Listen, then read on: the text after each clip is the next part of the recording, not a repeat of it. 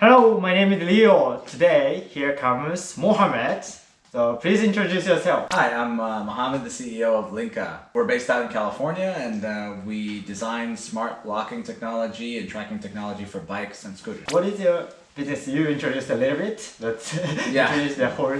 So basically, what we do is we've been designing hardware that works with a variety of different bicycles and scooters, so that people can have a more secure way of locking their bikes and provide a better peace of mind for the user. So, and also it's a lot smarter and connected, so it provides a fun value as well. So people can open up their app, unlock the app through the phone, and be able to just walk up to the bike and automatically recognizes them. So we're providing some new experiences, and it's also very beneficial for bike sharing, which is clearly the right direction for us in the future with mobility. So is that one of IoT products? Yeah, one of our products does have IoT components in it, which allows us to provide a lot of data and information to the system as well as the clients. Okay, thank you. So I want to ask the story. Why did you start the LINKA? I want to ask the story. Yeah. Why I started the company, I mean, I'll tell you when, and then I'll tell you the story with why. Okay. Back in 2014. 2014. Yeah, so about 6 years ago. Actually, next week would be officially 6 years. So we started the company 6 years ago because I'm an everyday cyclist back in California. So I ride my bike every day. It was your hobby. Yeah, it's part of my everyday routine. And then I came from New York. That's where I grew up. And in New York, we're naturally a lot more concerned about things being stolen. So I don't want to have my things being stolen. So I kept looking for the best quality bike lock, and couldn't find anything that would do what I wanted it to do, or it was too heavy. It just didn't make sense. So I decided to find something that would do this, and I couldn't find anything. So was your bicycle also stolen? My bicycle was not stolen, but I wanted to prevent it from ever happening. And I've heard from so many people where their bike was stolen because they stopped for 1 minute or 2 minutes in a store, where this problem can go away by us providing a solution for it. Like Amsterdam. Yeah, exactly. Yeah. So that's why I started the product and the business. Okay, so firstly, you want to prevent the bicycle storing. Yeah. And then you try to consider what to do and what you can for the problem. Yeah, exactly. So that's the start. Yeah, okay. Exactly. And then my background is in mechanical engineering already, so it aligns well. Wait, mechanical engineering is your major? Yeah, it's what I graduated with. Okay, you study mechanical engineering. Okay. So you notice the problem, and then so you try to create the product from there using your knowledge from university. Yes, but that's not enough, right? Well, what you have from university is good to give you some baseline, but really you need world experience. You need to work in a corporation. You need to work under big companies and small companies to understand what value you can bring. And then when you have the right amount of confidence and the right amount of experience and skill sets, then you can bring something to the market, right? So for me, that was the right time. I had been already working for about 10 or 11 years after college. So I've already had good experience with big companies and small companies. So I took the learnings from the small companies and the big companies and put them together to make this product. So the advantage that I had was engineering experience, operations experience, sales skills. So you want to be able to be more well-rounded as an entrepreneur. Well-rounded, right? Which means basically you don't want to be one-dimensional. And one-dimensional meaning I'm a really good engineer. That's it. That's not enough. That's not enough. Entrepreneur has nothing to do with just your talent. It requires various types of talent or skills. Determination, and not just the physical skills that you learn from the world, but also a psychological skill set. After you notice a problem, I went to your website and then you search for you have a stopwatch and in front of the UC Berkeley's. Yes. Tell me the story. Tell me the story. So basically what I ended up doing is it's really important to understand what you're going to make before you make it. So you mean the situational problem? You mean? Yeah. So Understand the problem. there's a part of the business before you say I want to make something. You need to do a level of discovery. Discovery meaning if I want to create this business, is this business just valuable for me, or is it valuable for 100 people, or 10,000, or 1 million? So it's important to go out to the streets and ask people. You had an interview to the street. Yeah. Bicycle person. So basically, I would go out into the street, and the first thing I did was not talk to people, and just use a stopwatch, and watch everyone. So it just how long it takes them to lock, how long it takes them to unlock, how many people do it correct, how many people do it incorrect, and then just record all of this data. The data is really what provides us with the knowledge that we need to build on. So you corrected the data by yourself? Yeah, by myself. With just a piece of paper. Yeah, stopwatch and a piece of paper. That's it. It's like super basic, but at the same point, you just need some basic beginning point, right? What's the problem? Okay, great. How many people didn't lock their bike properly? 70%. 70%. Yeah. How many people took 3 minutes to unlock or 2 minutes to unlock? 50%. So clearly there's an issue where people are either not providing enough security because it's too quick, it's too long to do it properly, or they're doing it too fast and they're not securing properly. Yeah. Oh, so you noticed the problem statistically by yourself? Yeah. And this is more of an opportunity for you to validate your theory. You to validate. Yeah, because let's say, for example, I have an idea and I say, oh, I'm going to make this new product. How do you know that even people think this is a problem? If you think it's a problem, but maybe everybody, other person doesn't care. So you need to be humble to realize that just because you have an idea, it doesn't mean that this idea is worth anything. Right? So you need to check to see if other people find this important. So then you go out, and then I started asking people. And hey, what can you? Yeah. After that, I said, okay, great. Now let's graduate. Graduate. Keep asking more and more and more until you get to something that allows you to understand what you need to make. Actually, how many person did you interview? About 100 people. 100 people. Yeah. On the streets. In the streets, strangers. Cyclists. Yeah. But you basically go up to them and just do a discovery. And the idea is to have something called a customer discovery experience, where this person is a potential customer. But you don't want to go up to them and say, hey, do you like this product? Then they're going to say, yeah, it's nice. But they're not giving you the honest truth. The easiest thing to do is say, what would your bike lock do better? So it's not like you didn't try to sell your product? No. But clarify the problem. Yes, exactly. If the more you clarify the problem and the more you understand people's pain points, the more you're able to create a clear product offering that everyone will benefit from. So you found the problem, and firstly, so not statistically, you felt there is a problem, and then after that you try to correct the data. Other person cares or not. Yeah. So then you notice the problem. There is a problem for the locking of bicycle, and then after that, what did you do?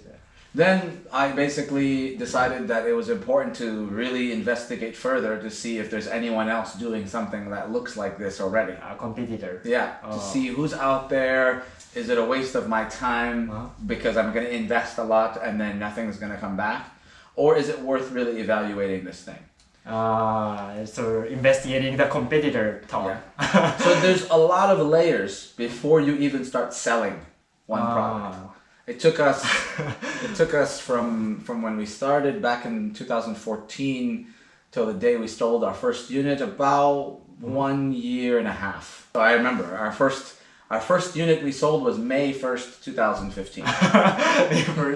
I remember the day because it's an important day. Because it's an important day to also remember not to forget where you come from and not to get too full of your ideas and your thoughts.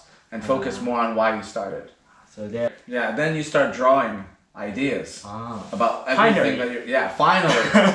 Finally. Yeah, so you do market research first, and then validate the market. So wait, before that you didn't have any image of the product? No. We had a few different ideas on how we can do it, but not fully actualized in terms of how it physically looks. But that's the way you're supposed to approach a problem. Confirm what the customer wants first. Okay. Then you make something. You don't make something and then say, hey, do you want this? People are going to be like, not really. I'm really learning a lot.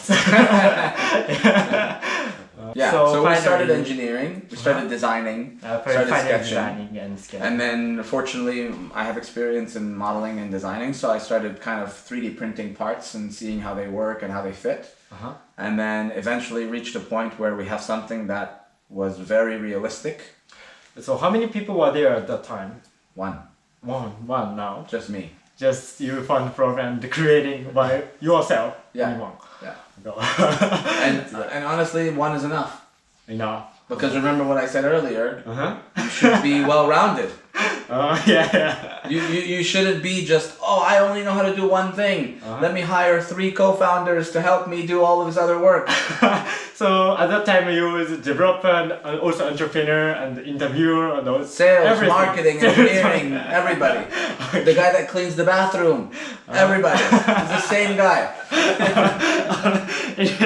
I was so surprised. No, I thought lots of people were already No, one. Oh, 2 more years. I was still one. Yeah, so it becomes quite challenging, but that's why it's not for everyone. Right? That's why it's important for you to know whether or not this is an interesting fit, because entrepreneurship and starting your own business is significantly more challenging than working somewhere. What I mean by significantly, I mean that it's not even in the same world. I can learn a lot from your story. So what I did is, after I got something that looks good, or felt like it was doing what it needed to do, I said, okay, now it's time to bring it to people. What am I going to do? Okay, now it's time for marketing. Okay, so what's the best way to market? At the time, Kickstarter was very popular, like Indiegogo, Kickstarter. So I knew that I started doing so much research on Kickstarter, not just take the product, put it on Kickstarter. So even the development process within Kickstarter required 6 to 9 months to just understand what works, what doesn't work, how to display, how not to display, how to win the campaign, how to do everything properly to get yourself to succeed. So you also investigated how to provide money from crowdfunding. Yeah, because a lot of people think, my product is going to be great, I'll open up a Kickstarter campaign, it'll succeed, and then within 1 week or 2 weeks, it's failing. So it doesn't matter whether it's valuable or not, it has to be marketed properly. Marketing is necessary for crowdfunding. And what we ended up doing is there's all these techniques that came out on basically how to set your value and your goal. And basically you need to say, okay, well, our goal was to achieve, I think it was $60,000 or something like this. We decided, well, we need $60,000 US to make the tooling that we needed to make the product manufacturable. Okay, great. So for 60,000, I know that I need to get at least 30 or 40,000 from people that I know. So then you call every friend, you email every friend, you contact everyone, your mother, your brother, your sister, your father, your uncle, your cousin, your best friend, everyone. You say, hey, I'm doing this campaign. Can you commit to $100? And you will get something in return. But I need you to commit to me now. You did everything you can do for finance. Yes. So I said, okay, I need to be able to secure $40,000. So I would write people's name down and the amount that I expect them to pay.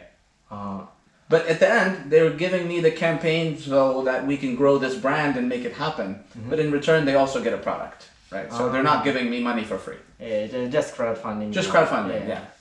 So you make this list and then you send the messages to everyone and say, hey, the campaign's starting in 3 days, starting in 2 days, starting in 1 day. Today's the day, everybody, go, go, go, go. So you want everyone to basically do it all on day one. Because when I woke up on day one, we were already a featured product on Kickstarter. Oh, so was it good to start? Because when you have already support, then the rest of the campaign starts to accelerate itself on its own. So that's how it worked out. So everyone cheers you already. Yes. Oh. Yeah. So what happened was the more people support from day one, the more Kickstarter has a system that says, oh, this should go on the top of the page. How was the reaction to the market? Well, initially we didn't know what to expect because as much as we did our own research, we didn't realize that when I woke up on the first day, we already got 40% of our goal. So to me, I was just like, this is real. This is going to happen. Because at that point, I knew that there's a real desire for this product. And then we ended up doing 500% of our goal. 500%? Yeah, so we didn't expect that. But this was great results. We ended up being on 4 newspaper articles or magazines. And it ended up realizing that, hey, this is something that's going to happen. So we just kept pushing from that. From the beginning, you ask the people what they want. That's what triggers the product. If I just created a product for my own need, it may not meet everyone else's need. So it's just doing the proper steps that you need to release a product is necessary. All of those things come into play. On Kickstarter was the first thing we wanted to understand. Yeah. And it turned out very surprising because we ended up getting 50% US customers and 50% Europe customers. So there was such a high amount of users in Europe that wanted our product. So we didn't expect that to happen. So we basically just created our online campaign on our website. So we just created an online source there. But then from there, we started traveling to Europe and trying to meet with manufacturers and bike brands and trying to see what we can do to grow the brand. So Amsterdam is one of the cities. It was the first place I came. First place? Yeah. Oh, yeah. Lots of bicycle here. Yeah, exactly. Yeah, so we started coming here to build relationships with bike brands and distributors and warehouse and companies that basically resell product to try to grow the brand as much as we can. So, and then since then, it's been always every day trying to do the best we can to grow the brand. So, okay. So, goes to now, you mean? Constantly. Constantly. You don't stop. You're constantly looking for new ideas to develop and innovate. Since the first product that we released on Kickstarter, we've now released 5 to 6 new products since then. Hardware, software, we provide bike sharing solutions, apps, dashboards, scooter locks, IoT tracking devices. So we've gone from a single product to this entire fleet of products offerings.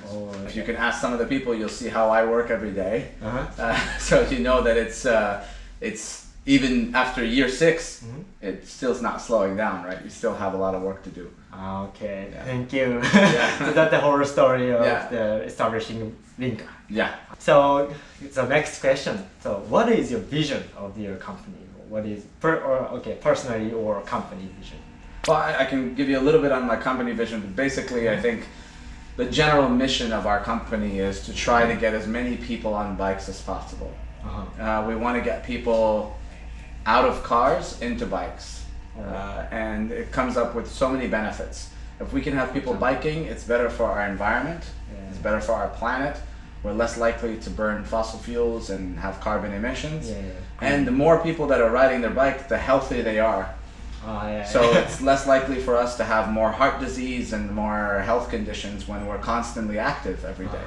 If we ride our bike 20 minutes to work and 20 minutes back, and so you can get 1 hour of exercise on average if you can ride around all day.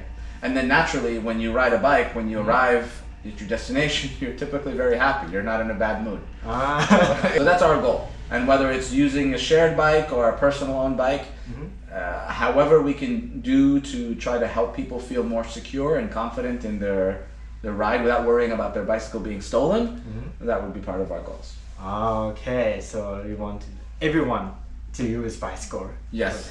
Okay. The next question, are there any advice to the student or who wanted to be an entrepreneur?